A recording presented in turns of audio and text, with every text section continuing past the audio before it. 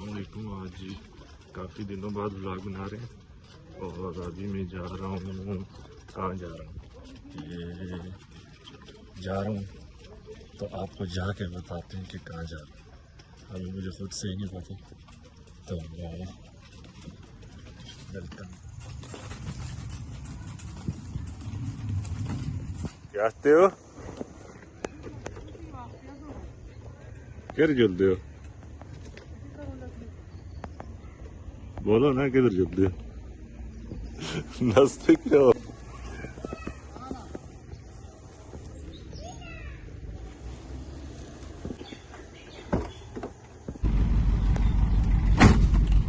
दरवाज़ा कर दिया बंद जी, फिर इधर ही छोड़ेंगे। अभी हम जा रहे हैं अपने एक दोस्त की तरफ, तो फिर आपको साथ साथ बताते हैं। अभी जी आगे फ्यूल पंप पे फ्यूल डलवा रहे हैं और फिर निकलते हैं यहाँ से। अभी जी हम ये आगे हैं क्लिनिक पे डॉक्टर साहब की, और डॉक्टर साहब को कॉल कर रहे हैं, वो नीचे आए। अस्सलाम वालेकुम। ये जी डॉक्टर साहब आ रहे हैं, शानी भी आ रहा है। और